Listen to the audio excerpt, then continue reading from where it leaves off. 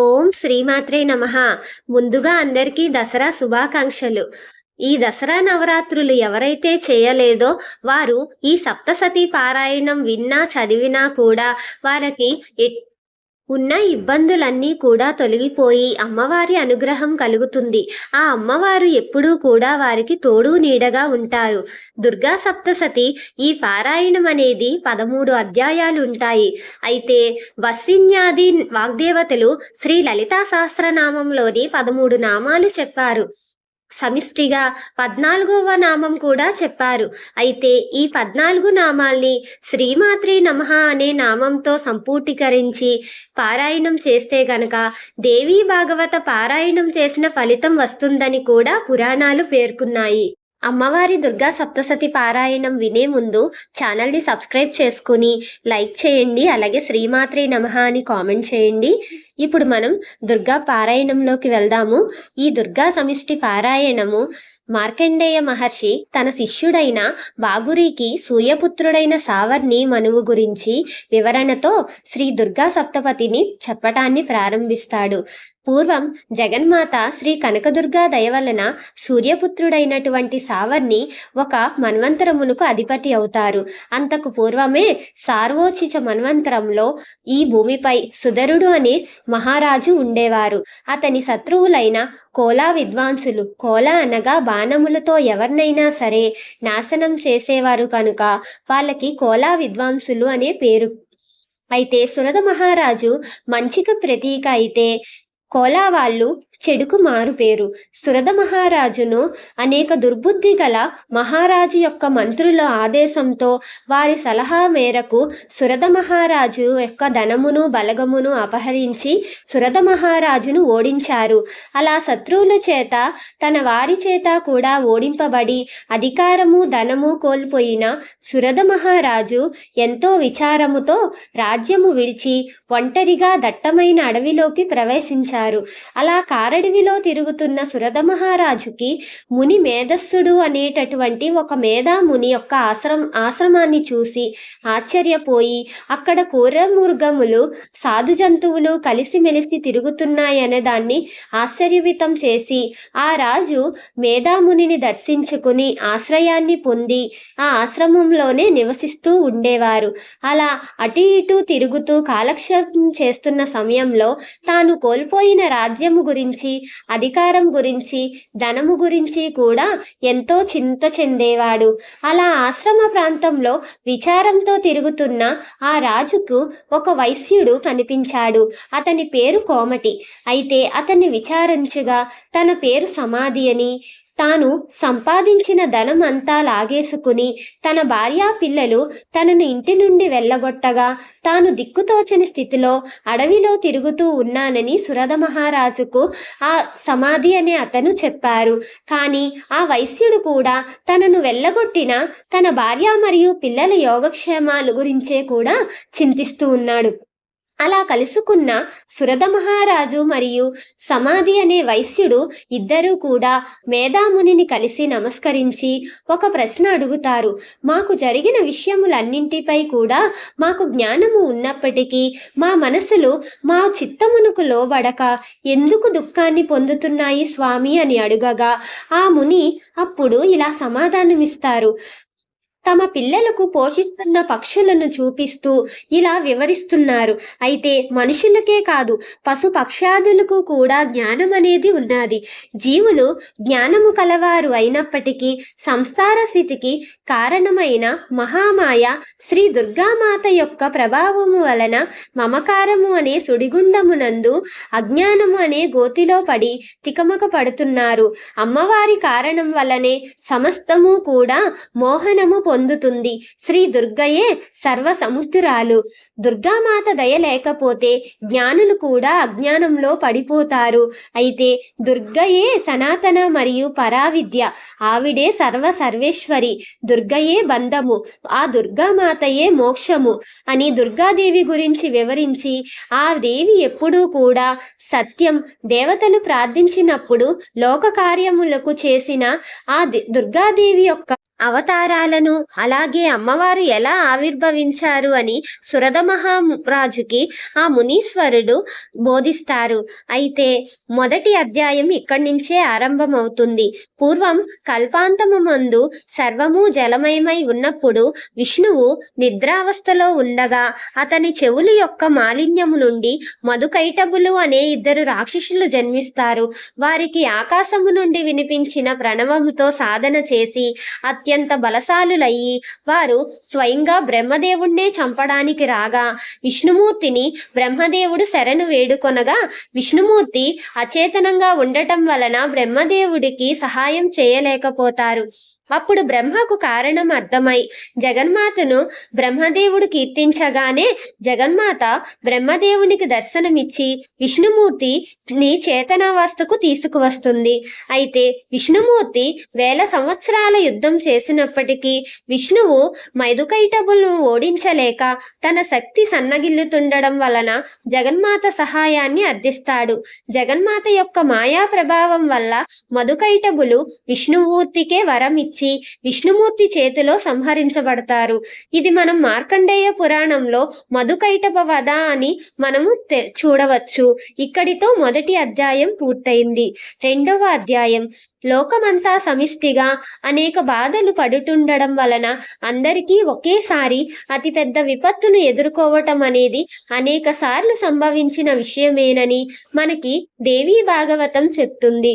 అటువంటి లోక విపత్తును ప్రతిసారి ఆది పరాశక్తియే తొలగించిందని కూడా మనకి దేవీ భాగవతం వివరిస్తుంది. ఒకానొకప్పుడు లోకానికి అలాంటి ఆపదే మహిషాసురుడి రూపంలో వచ్చిందని వాడిని నిలువరించి లోకాన్ని రక్షించడం సాక్షాత్తు త్రిమూర్తులకు కూడా సాధ్యపడలేనప్పటికీ దేవీ దేవతలందరూ కలిసి పరాశక్తిని ప్రార్థించగా వారి వారి యొక్క తేజస్సును, ఆయుధములను, శక్తులను కూడా ఆ ఆది పరాశక్తికే సమర్పణ చేయగా అమ్మవారు మహిషాసుర మర్దినిగా అమ్మవారు అవతరించారు. అప్పుడు ఆ దుర్గామాత చేసినటువంటి అట్టహాస ధ్వని ముల్లోకాలలో కూడా మార్మోగిపోయింది. ఆకాశమంతా కూడా ప్రతిధ్వనించింది.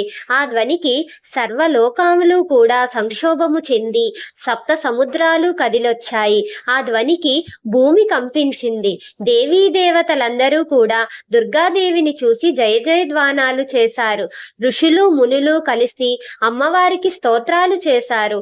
ఇదంతా గమనించిన మహిషాసురుడు తన సేనను, ఆయుధములను అన్నిటినీ కూడా యుద్ధానికి సిద్ధం చేసి తన సమస్త రాక్షస సేనతో ఆయుధాలతో వికటాసధ్వని వచ్చిన దిక్కుగా పయనించి సింహవాహిని అయి అష్టభుజములతో అష్టాయుధములతో దివ్య కాంతులతో ప్రకాశిస్తున్నటువంటి శ్రీ దుర్గాదేవిని చుట్టుముట్టాడు ఆ మహిషాసురుడు. ఇక అంతా సిద్ధమే యుద్ధానికి. అలాగే యుద్ధ భూమిలో కనకదుర్గాదేవిని చుట్టుముట్టినటువంటి మహిషాసురుడి రాక్షస సేన చతురంగ బలములతో ఒకవైపు నుంచి మహిషాసురుడి సేనాధిపతి అయినటువంటి ఇక్షురాసురుడు అనే రాక్షసుడు 10,000 మంది సైన్యముతో ఒకవైపు నుండి, మరొక వైపు నుండి రధికుల బలముతో 60,000 మంది సైన్యముతో ఉదగ్రుడు అనే క్రూర రాక్షసుడు, ఇంకొక వైపు నుండి 1000 ఆయతముల సేనతో అసిలోముడు అనే భయంకర రాక్షసుడు, అలాగే భాష్కలుడు అనే రాక్షసుడు 600 మంది ఆయుధములతో మహిషాసురుడి ఆధ్వర్యంలో కనకదుర్గామాతను చుట్టుముట్టడం చూసి ఇంద్రాది దేవతలు భయభ్రాంతులకు గురయ్యారు. అయితే ఇంద్రాది దేవతలు బయలుదేరబోతున్నంతలో ముందుగా దాడి చేయబోతున్న రాక్షసులను చూసి దుర్గామాత చేసిన హుంకారదని కోటానుకోట్ల పిడుగుల శబ్దంతో, కోటి మెరుపుల కాంతితో 1 యోజనం వరకు ఉన్న రాక్షసు సేనను బూడిదగా మార్చింది. ఆ వేడిని, వెలుతురును, శబ్దాన్ని ఏమాత్రం తట్టుకోలేని ఇంద్రాది దేవతలు తాము యుద్ధభూమికి తరలి వెళ్ళుట తమకే క్షేమము కాదని తలచి ఆగిపోయినారు. అయితే దీనిని చూసి కోపోద్రిక్తుడైన మహిషాసురుడు తన రాక్షస సేననంతా కూడా అన్ని వైపుల నుండి శరములు మరియు ఈటెలను ప్రయోగించి ప్రయోగించి దేవిపై దాడి చేయమని ఆజ్ఞాపించగా రాక్షసులు దేవిపై ప్రయోగించిన ఆయుధములతో దుర్గాదేవి కప్పబడినట్లు కాంచిన ఇంద్రాది దేవతలు నిశ్చేష్టులయ్యారు. నలువైపుల నుండి కూడా ఒకేసారి రాక్షసులు వర్షధారగా ప్రయోగించిన అస్త్రములు మరియు శస్త్రాలను శ్రీ దుర్గామాత అదే శస్త్రముతోటి ఖండించుటగాంచిన దేవీ దేవతలందరూ కూడా దుర్గామాతకి జయహోధ్వానాలు చేశారు.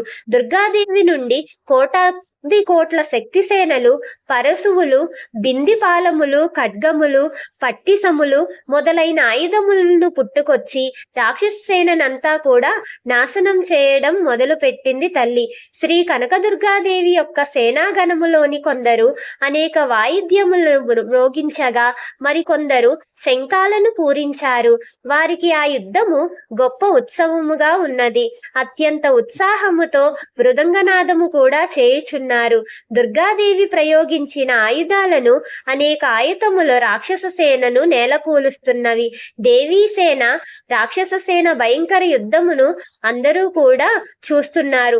రాక్షస సేనలో కొందరు మహారాక్షసులు తలలు తెగిపడిన మొండెములతో దేవీ సేనతో యుద్ధం చేయటం చూసి దేవతలందరూ కూడా ఎంతో ఆశ్చర్యానికి గురయ్యారు.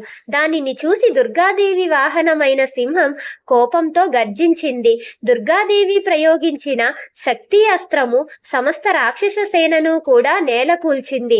ఆ యుద్ధమును గాంచిన దేవీ దేవతలు ఆనందంతో మళ్ళీ అమ్మవారికి పూలవర్షం కురిపించారు.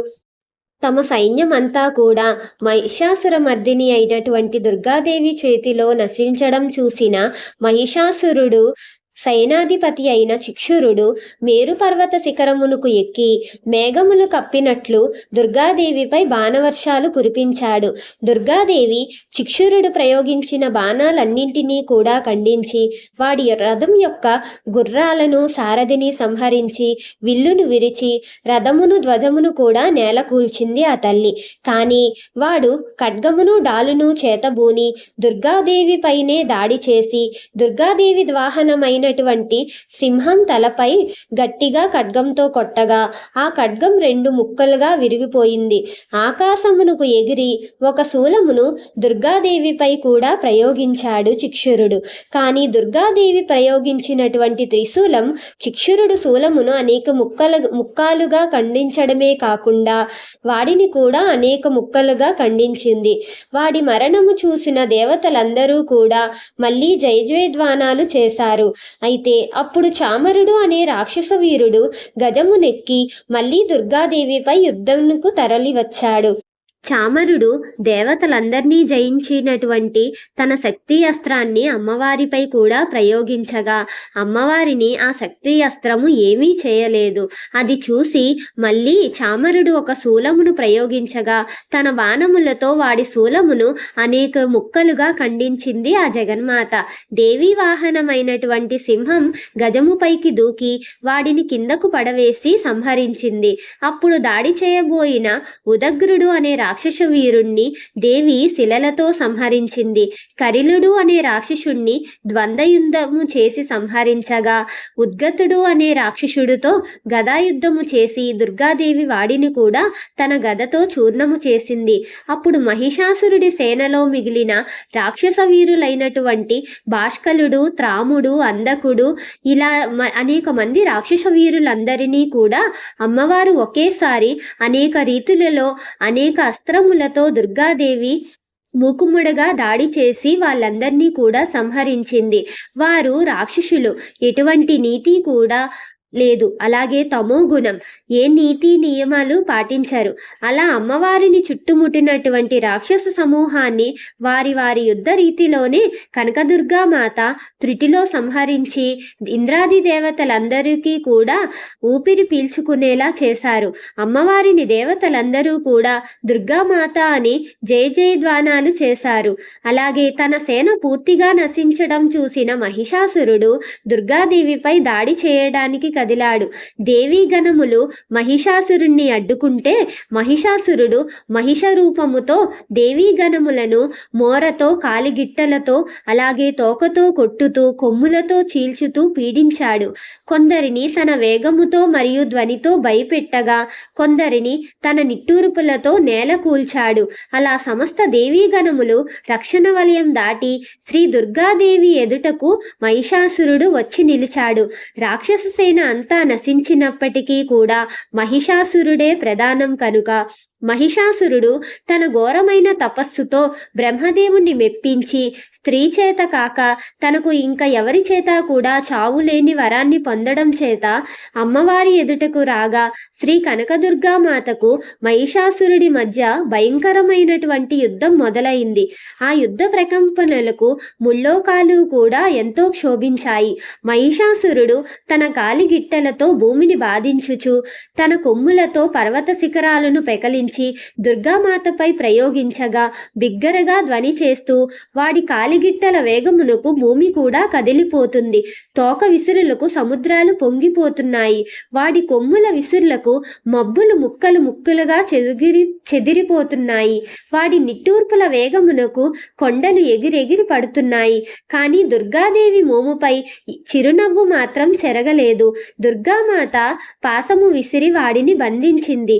మహిషాసురుడు వెంటనే తన మహిషి అంటే దున్నపోతు రూపమును విడిచి సింహరూపాన్ని ధరించాడు.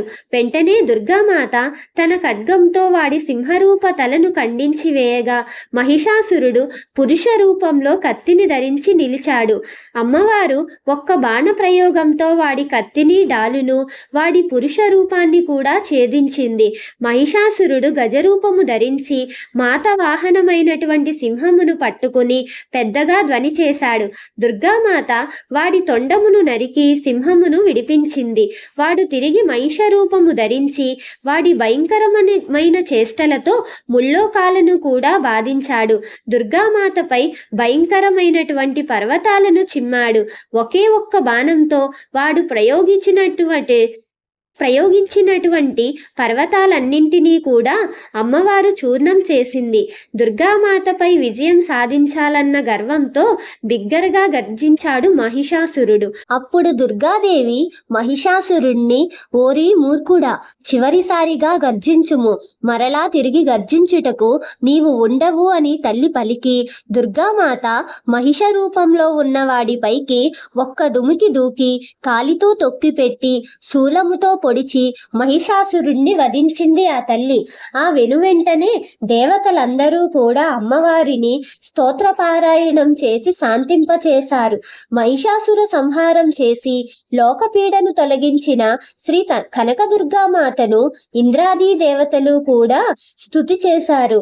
దుర్గామాత, నీవు ఒక చేత దుష్టులను దండించగలవు, మరి ఒక చేత శిష్టులను రక్షించగలవు. అది నీకే సాధ్యం తల్లి అని నీ శక్తికి ఎదురు లేదు. దుర్గామాత, నీ చేతిలోని శూలము సర్వలోకములను కూడా ఎల్లప్పుడూ రక్షించుచూ ఉండెను అని చెప్పి తలచినంతనే రక్షించు స్వభావము ప్రభావము కలిగిన తల్లి నీవు అని దేవతలు స్తుతించారు. శరణు కోరిన వారికి భాగ్యములు, అలాగే సర్వమంగళ స్వరూపిణి అయిన దుర్గాదేవి నీకు ఇవే మా నమస్కారములు అని స్తుతించి పారాయణం చేసిన తరువాత దుర్గామాత తన చరిత్రను ఎవరైతే పారాయణం చేస్తారో వారిని సదా రక్షిస్తానని దేవతలకు వాగ్దానం చేశారు. ఇంతటితో 4వ అధ్యాయం సంపూర్ణమైంది. ఇప్పుడు 5వ అధ్యాయం. ఈ అధ్యాయంలోని శంభు నిశంభు అనే రాక్షసుల సోదరుల చరిత్ర గురించి తెలుపుతుంది. అయితే అతి బలవంతులైన ఆ రాక్షస సోదరులిద్దరూ ముల్లోకాలను జయించి అందరినీ పీడించడం మొదలుపెట్టారు. ఈ రాక్షస సోదరులిద్దరూ అత్యంత స్త్రీలోలులు. ముల్లోకాలలోని స్త్రీలనందరినీ కూడా చెరపట్టారు. ముల్లోకాలలోని ఏ స్త్రీ అయినా తమ సేవకే వినియోగింపబడాలన్న నియమాన్ని పెట్టారు. ముల్లోకాలలో ఎవరూ కూడా ఆ రాక్షస సోదరులను నిలువరించలేకపోయారు. మహిషాసుర సంహారం అనంతరం శ్రీ దుర్గామాత చేసిన వరదానము గుర్తుకు వచ్చిన ఇంద్రాది దేవతలు హిమాలయ పర్వతాలకు చేరి దుర్గామాతను రక్షణకై ప్రార్థించారు. మనోహరమైన సర్వోత్తమమైన రూపమును ధరించి అందాల తల్లి అయినటువంటి శ్రీ దుర్గామాత ఇంద్రాది దేవతల ముందు ప్రత్యక్షమైంది. అలా ప్రత్యక్షమైన శ్రీ దుర్గామాతను శంభు నిశంభు సేవకులైన చండు ముండు అనే రాక్షసులు రహస్యంగా చూస్తున్నారు అన్న విషయం ఇంద్రాది దేవతలకు తెలియదు. కానీ సర్వజ్ఞాలైన దుర్గామాతకు ఆ విషయం తెలుసు. చండు ముండు శంభు నిశంభుల దగ్గరకు వెళ్ళి హిమాలయ పర్వత ప్రాంతమున తాము చూసిన స్త్రీ దుర్గామాత యొక్క సౌందర్యం గురించి ఎంతో విశ్లేషిస్తారు. అప్పుడు శంభుడు సుగ్రీవుడు అనే రాక్షస వీరుడిని దుర్గామాత దగ్గరికి దూతగా పంపుతాడు. ఆ దూత దుర్గామాత ఎదుట నిలిచి ఆమె ఉన్న ప్రాంతమునకు వచ్చి శంభుడి యొక్క ఆదేశాన్ని ఇలా విలిపిస్తాడు. ముల్లోకములు నా ఆధీనంలో ఉన్నాయి దేవి. దేవతలందరూ కూడా నా బానిసలు. ముల్లోకాలలోని సంపదలన్నింటికి ప్రభువును. ముల్లోకములలోని స్త్రీలందరూ కూడా మాకు దాస్యము చేయుచున్నారు. కానీ మా వద్ద ఉన్న ఈ వైభవమంతా నీ సౌందర్యమునకు సాటిరాదని గ్రహించి నేను నా సోదరుడు సుందరివైన నిన్ను పరిగ్రహింపగా నిశ్చయించితిమి అని ఈ సందేశము నుండి దూత నుండి విన్న శ్రీ దుర్గామాత చిరునవ్వుతో నీవు పలికినదంతా సత్యమే, కానీ నన్ను యుద్ధమున గెలిచిన వారినే నేను పరిణయమాడతానని పూర్వము ప్రతిజ్ఞ చేసేతను అని అమ్మవారు సమాధానమిచ్చారు. శ్రీ దుర్గామాత పలికిన పలుకులు విన్న దూత అయిన సుగ్రీవుడు కోపించి ముల్లోకాలు జయించిన శంభు నిశంభులెక్కడ, ఒక ఒంటరి స్త్రీవైన నీవెక్కడ, గర్వమును విడిచి శంభు నిశంభులను చేరుము, లేనిచో రాక్షసులు నీ కేశములను పట్టి వారి వద్దకు ఈడ్చుకుపోయెదరు అన్న మాటలు విన్న శ్రీ దుర్గామాత మోముపై చిరునవ్వు చెదరకుండానే మరి నేనేమి చేయుదును, నా ప్రతిజ్ఞ పూర్వము చేసి తిని అని పలికారు. శ్రీ దుర్గామాత పలికిన పలుకులు విని కోపించి దూత అయిన సుగ్రీవుడు తన మహారాజు అయిన శంభుడి దగ్గరకు వెళ్ళి విషయాన్నంతా కూడా వివరించాడు. అది విన్న రాక్షసరాజైనటువంటి శంభుడు ఎంతో కోపముతో ధూమ్రాలోచనుడు అనే భయంకర రాక్షసుడిని చూసి 60,000 సైన్యముతో వెళ్ళి దుర్గామాతను జుట్టుపట్టి బంధించి ఈడ్చుకురమ్మని ఆజ్ఞాపిస్తాడు. అలాగే ధూమ్రాలోచనుడు శంభుడి సేనతో దుర్గాదేవి ఉన్న హిమాచల ప్రాంతమునకు చేరి దుర్గామాతను చూసి నీవు త్వరగా కదిలి శంభు నిశంభుల పాదముల వద్దకు ప్రయాణము కమ్ము, లేనిచో బలవంతంగా నీ కేశములను పట్టి లాగి బంధించుచు మా ప్రభువుల వద్దకు తీసుకుని పోయేదనని పలికాడు. దానికి బదులుగా దుర్గామాత నీవు బలవంతుడువు, బలగము చేత కూడిన వాడవు, మరియు నేనేమి చేసదను అని పలుకగా ధూమ్రాలోచనుడు కోపముగా దుర్గామాత ఉన్న స్థలమునకు పరిగెత్తాడు. కానీ దుర్గామాత చేసిన హుంకారం వల్ల ధూమ్రాలోచనుడు కాలి బూడిదైపోయాడు. దానిని చూసిన రాక్షస సేన వారి యొక్క అస్త్రములు శస్త్రములు అన్నీ కూడా దుర్గామాతపై ప్రయోగించినప్పటికీ అవి ఎటువంటి ప్రభావము మాతపై చూపలేదు. దానిని చూడగానే రాక్షస సేన ఆశ్చర్యంతో కూడిన అయోమయంలో పడిపోయారు. దుర్గామాత యొక్క వాహనమైన సింహము కోపముతో జూలు విదిలించి భయంకరంగా గర్జించి రాక్షస సేనపై విజృంభించి కొందరిని తన పంజా దెబ్బలతో, మరికొందరిని నోట కరిచి, కొందరిని వెనక కాళ్లగోళ్లతో చంపివేసింది. రాక్షస సైన్యంలో కొందరి కడుపులు చీలిపోయి మరణించగా, మరికొందరు శిరములు మొండెం నుంచి వేరయ్యాయి, మరికొందరు బాహువులు తెగి నేలపై పడ్డాయి. రాక్షస సేన రక్తాన్ని తాగి దుర్గామాత వాహనమైన సింహము భయంకరంగా గర్జించింది. ఆ విధముగా ధర్మానికి ప్రతిరూపమైన శ్రీ దుర్గామాత యొక్క వాహనమైన సింహము రాక్షస సేన అంతటినీ త్రుటిలో నశింపజేసింది.